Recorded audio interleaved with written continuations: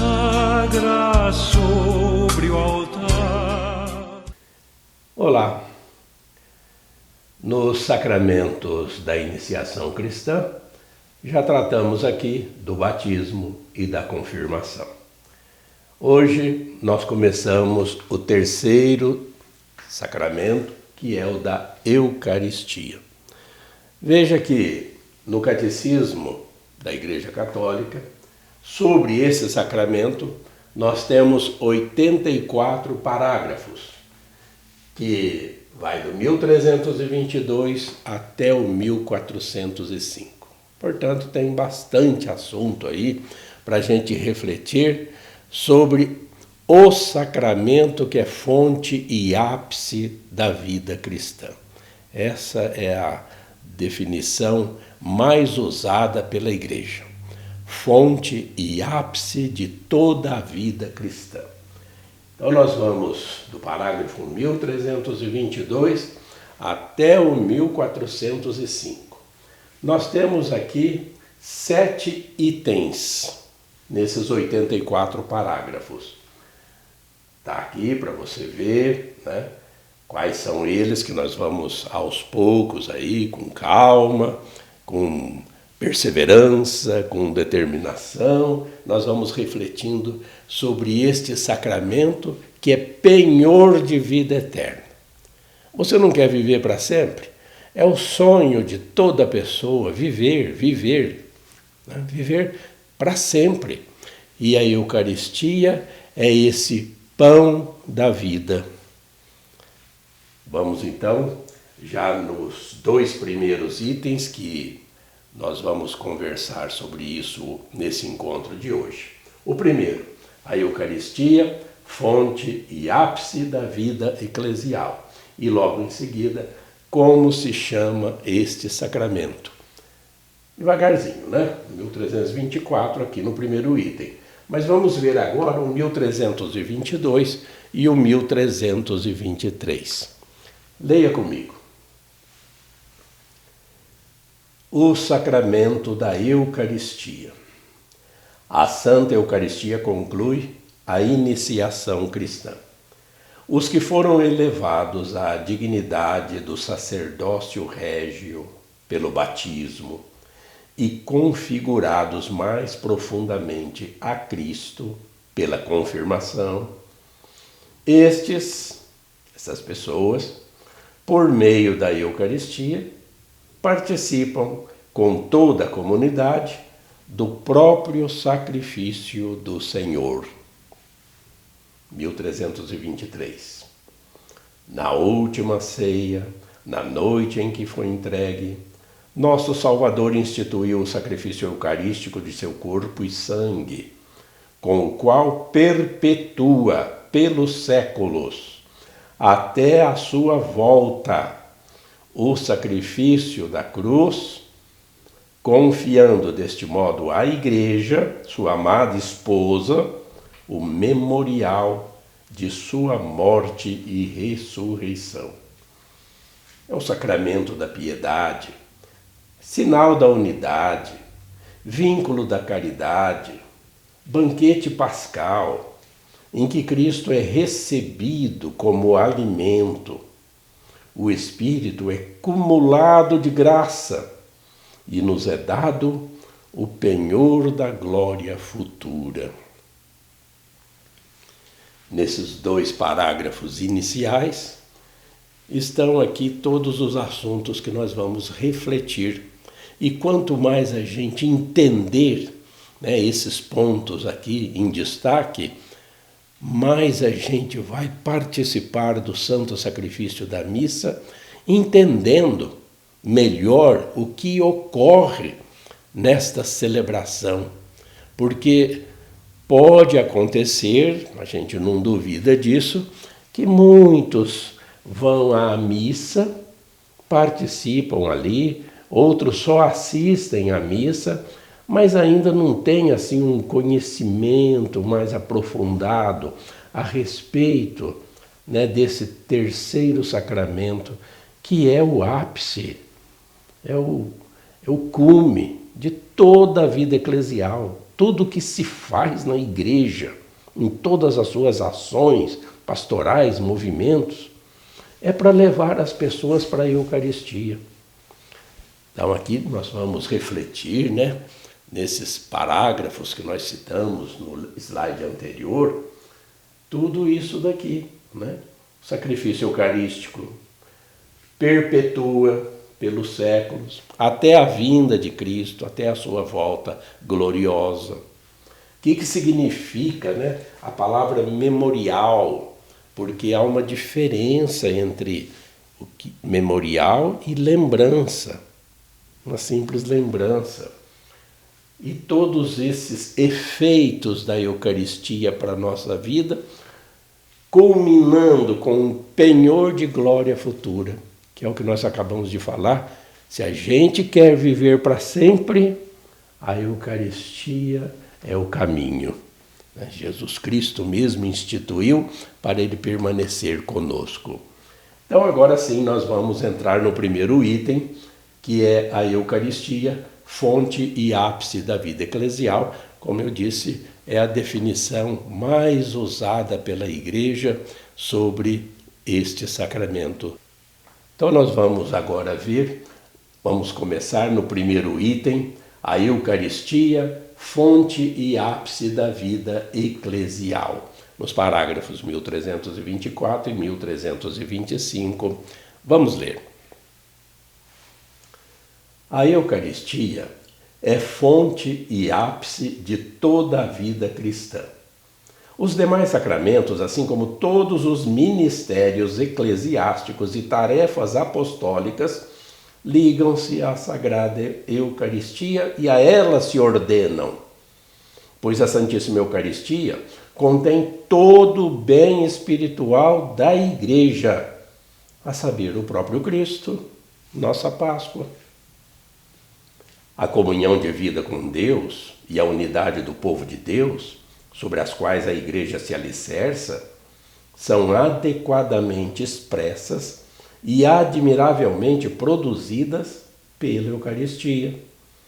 Nela está o cume, seja da ação pela qual Deus santifica o mundo, seja do culto que os homens prestam a Cristo e por ele ao Pai, no Espírito Santo.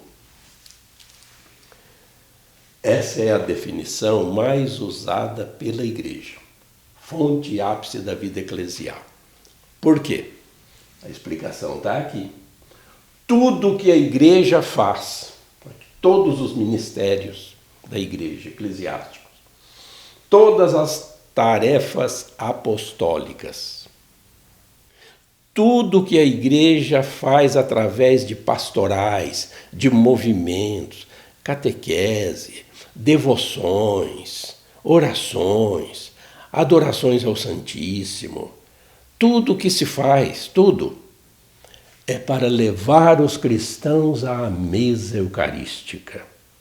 É conduzir o povo para este sacramento que é o ápice, é o cume. Tudo se ordena à Sagrada Eucaristia. Então, aqui nós temos como que um alicerce da Igreja, a Eucaristia, porque os frutos que dela provêm para nós são frutos de santificação. A Eucaristia santifica o mundo através da presença do próprio Cristo. Ele se faz presente no altar e nos nossos corações, no ato de comungar. Todos esses assuntos nós temos que ir refletindo ponto a ponto durante esses nossos estudos nesse sacramento da Eucaristia. Continuando, nós já entramos no item 2. Como se chama este sacramento? Essa pergunta significa quais os nomes que nós podemos dar também para o sacramento da Eucaristia, que é, no final nós vamos ver, a Santa Missa. A Santa Missa. Claro que nós temos adorações ao Santíssimo, muito convenientes, aliás, muito necessárias, porque a gente vimos no parágrafo anterior A gente adora Cristo presente entre nós, no Pai e no Espírito Santo. Vamos ler o parágrafo 1328. A riqueza inesgotável deste sacramento exprime-se nos diversos nomes que lhe são atribuídos. Cada uma de suas designações evoca alguns dos seus aspectos. Ele é chamado de Eucaristia, porque é ação de graças a Deus. As palavras Eucaristém encontramos em Lucas 22, versículo 19, em 1 Coríntios 11, 24, como exemplos de citações, né? Euloguém, em Mateus 26, 26, Marcos 14, 22. Lembram as bênçãos judaicas que proclamam, sobretudo durante a refeição, as obras de Deus, a criação, a redenção e a santificação. A definição ou a tradução da palavra Eucaristia está aqui. Eucaristém, do grego, traduzido por ação de graças. Até a gente lembra aqui em cursos de liturgia, né? Não se fala, depois da comunhão, oração de ação de graças, ou cântico de ação de graças. Não é bem assim. Toda a Santa Missa é ação de graças. Isso nós vamos ver, né, ainda nesses estudos aqui. Toda a Eucaristia é ação de graças. Por quê? Pela história da salvação, por tudo que Deus faz por nós, por o seu imenso amor por nós. Tudo que é feito, né, nessa celebração é uma ação de graças pelo dom da vida, pelo dom da salvação, pelo sacrifício de Cristo, pelo penhor da vida futura na glória celestial. Nós só temos que agradecer, nunca de murmurar e de reclamar, sempre agradecer. E a missa é esse sacramento de ação de graças que nós participamos e louvando, adorando a Deus. Tem também esse termo aqui nas escrituras, né, nos evangelhos, euloguém, que são orações de bênçãos. Orações sempre utilizadas durante as refeições, proclamam as obras de Deus. É uma continuação de graças que nós fazemos durante a Santa Missa e deve ser também durante a nossa vida cotidiana. Vamos continuar então vendo esses nomes que esse sacramento recebe. Nós já temos aqui ceia do Senhor, fração do pão, assembleia eucarística. Vamos ver. Parágrafo 1329. Ceia do Senhor. Pois se trata da ceia que o Senhor fez com seus discípulos na véspera de sua paixão e da antecipação da ceia das bodas do Cordeiro na Jerusalém celeste. Fração do pão. Porque este rito próprio da refeição judaica foi utilizado por Jesus quando abençoava e distribuía o pão como presidente da mesa, sobretudo por ocasião da última ceia. Foi por este gesto que os discípulos o reconheceram após a ressurreição. Por exemplo, os discípulos de Emaús. Com esta expressão, os primeiros cristãos denominaram suas assembleias eucarísticas. Queria dizer com isso que todos os que comem do único pão partido, Cristo, entram em comunhão com ele e já não formam senão um só corpo nele. Outro nome, Assembleia Eucarística, Sinaxis, em grego, porque a Eucaristia é celebrada na Assembleia dos fiéis, expressão visível da Igreja. Ceia do Senhor. Foi um jantar, o último, antes da paixão de Cristo. Ele institui cristalinamente, sem dúvida nenhuma, a última ceia. Ainda vamos ver isso daí. Isto é o meu corpo, este é o meu sangue. Um dia nós vamos ter essa ceia eterna na Jerusalém celeste. Então, começou ali na véspera da paixão de Cristo e é perpétua, nunca mais vai terminar, porque esse banquete da vida, banquete pascal, é um dos nomes que nós vamos estudar também, né, vai se perpetuar por toda a eternidade. Fração do pão. Nos primórdios do cristianismo, a Eucaristia era chamada fração do pão. Nós encontramos várias passagens no Novo Testamento sobre os cristãos se reunindo para a fração do pão, que agora nós chamamos de missa, o sacrifício de Cristo. Por quê? Porque é de origem judaica, sim. O presidente dessa refeição é quem fracionava o pão e que era distribuído entre os participantes. Os discípulos de Emaús reconheceram Jesus Cristo. Quem conhece bem essa história, né? Está lá no final do Evangelho de Lucas, depois da ressurreição, capítulo 24. Ele fraciona o pão, aí os discípulos o reconhecem. E depois, com o tempo, nós continuamos comendo deste pão, que não é mais pão, é o corpo do Cordeiro, é carne, e nós já entramos nesse corpo místico de Cristo. É a teologia da permanência, Deus que permanece em nós e nós permanecemos nele. Sinaxis é do grego, a gente pode traduzir por uma assembleia. Desde o Êxodo, o povo de Deus é convocado para viver comunitariamente. E essa assembleia que se reúne ali agora durante a Eucaristia, durante as missas, essa assembleia se reúne porque é a expressão visível da igreja. Ali nós estamos mostrando, vivendo essa realidade de povo de Deus.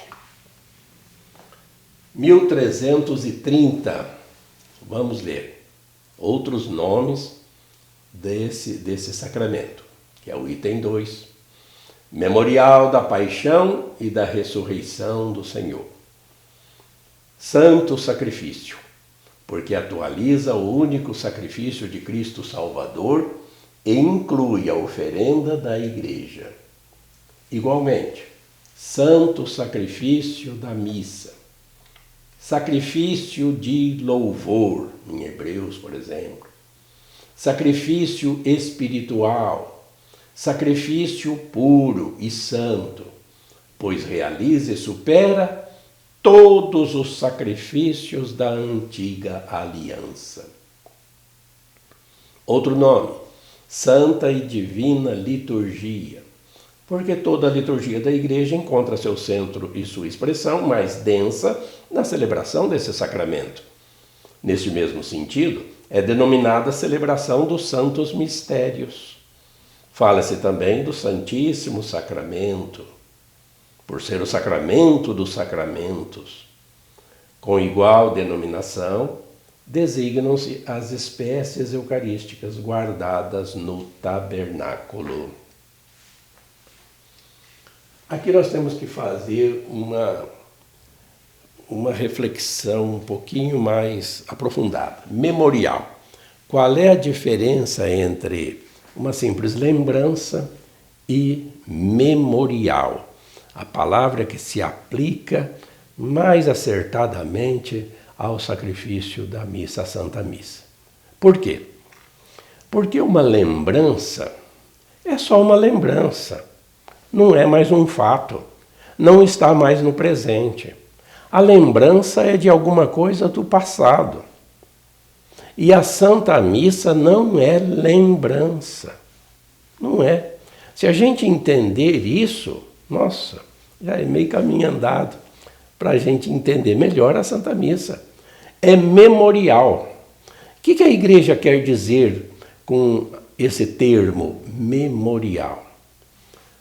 É o seguinte: a Santa Missa é um jeito, vamos falar assim, é um jeito que Jesus inventou para que a gente participe existencialmente do mistério da fé, que é paixão, morte e ressurreição. A Santa Missa é um sacrifício real, não mais cruento como foi há 2000 anos atrás, mas esse sacrifício de Cristo é perpetuado. Ali em volta do altar, numa assembleia eucarística, nós estamos, por assim dizer, não é lembrança não, estamos na última ceia, estamos no Calvário, vendo Cristo em sua paixão, e estamos vendo a ressurreição de Cristo. É um mistério da fé que o padre proclama logo depois da consagração. Eis o mistério da fé. Ali nós estamos vivendo realmente, existencialmente presentes no sacrifício de Cristo na missa. Não é uma lembrança só, não. Por isso é esse significado do termo memorial. A Santa Missa é um memorial e não uma lembrança. Os demais nomes que nós já conhecemos, e aqui tem os numerozinhos, né, de citações que você acha no catecismo, dos vários nomes que a Santa Missa também recebe, que a Eucaristia recebe. Sacrifício de louvor, sacrifício espiritual, sacrifício puro e santo, né, etc. Aqui também tem esse outro nome, Santa e Divina Liturgia, porque a missa é o centro, é o cume, é o ápice da vida cristã, né? Estamos apenas repetindo o que nós já comentamos. Também falamos do Santíssimo Sacramento, que fica no tabernáculo para a adoração dos fiéis, as suas orações. Praticamente todas as igrejas, né, que permanecem abertas têm a sua capela do Santíssimo, a quem nós somos sempre recomendados a dar uma passadinha lá, e também utilizado, né, o Santíssimo Sacramento para as celebrações, né, da adoração ao Santíssimo. Vamos agora para o 1331 até o 1332, que são os dois últimos parágrafos desse nosso encontro de hoje. Só aqueles dois primeiros itens, né, que nós mostramos. Já vamos mostrar de novo. Vamos ler. Mais dois nomes, comunhão e Santa Missa. Comunhão, porque por este sacramento nos unimos a Cristo, que nos torna participantes de seu corpo e de seu sangue, para formarmos um só corpo. Denomina-se ainda Taagia, assim que se pronuncia esse termo que está aí. Traduz-se por coisas santas. Este é o sentido primeiro da comunhão dos santos, de que fala o símbolo dos apóstolos, pão dos anjos, pão do céu, remédio de imortalidade, viático. E o parágrafo seguinte, Santa Missa, o nome mais usual, né? Porque a liturgia, na qual se realizou o mistério da salvação, termina com o envio dos fiéis. Missio. Missio, do latim, se traduz por missão, envio, para que cumpram a vontade de Deus em sua vida cotidiana. Na comunhão, a gente comunga não só Jesus Cristo. Na comunhão, a gente comunga a igreja. Por quê? No ato de comungar, quando você recebe Jesus Cristo. Jesus é a cabeça da igreja. Jesus é a cabeça, nós somos os membros. A gente não comunga só a cabeça, a gente comunga o corpo místico de Cristo. A gente entra nessa comunhão dos santos, nós já entramos pelo batismo, já confirmamos isso no sacramento da crisma. Nós participamos, nós somos pedras vivas nesse edifício espiritual. Então a gente vive, como a gente diz na profissão de fé, a gente vive essa comunhão dos santos na hora da comunhão. E ainda nós vamos refletir ainda sobre o que é a comunhão, né? Comum, união, comunidade. Como nós já vimos também nos sacramentos do batismo e da crisma, que a vida em comunidade ela é necessária para quem quer viver na comunidade dos santos e santas no reino celestial. Se não vive a comunidade aqui, se não se professa só com os lábios, né, creio na comunhão dos santos, mas não convive com os santos e santas que nós já somos aqui na terra, apesar de ainda pecadores, mas porque nós estamos com Deus, Deus está conosco, Ele nos santifica. Por isso que no Novo Testamento nós encontramos lá Paulo várias vezes se referindo a nós, da igreja militante aqui na face da terra, chamados de santos e santas. Nós temos que viver em comunidade. Ou então a gente ainda não entendeu o que é igreja. E o nome mais usual, Santa Missa. Santa Missa porque a palavra missa vem de missio. Missio é uma missão. Não tem sentido a pessoa comungar e sair da igreja do jeito que ela veio. Essa comunhão não transforma a pessoa em uma missionária, um discípulo missionário, porque você tem que viver essa comunhão, você tem que viver essa missão que nos é dada de testemunhar Jesus Cristo através da nossa vida cotidiana. É isso que nos explica o Catecismo nesse último parágrafo da nossa reflexão de hoje. E vocês veem que aí nós então tratamos desses dois primeiros itens e no próximo encontro nós já vamos ver aquele termo que nós temos já refletido sobre a economia da salvação, um pouquinho de história da Eucaristia, bem resumido, mas convido você a continuar sempre conosco nesses estudos, se inscrevendo em nosso canal, para que você aumente cada vez mais a sua fé. E esse aumento da fé vem com essa aproximação com Deus. E Ele nos santifica e abençoa. Então, continue sempre próximo a Deus. Que Deus te abençoe.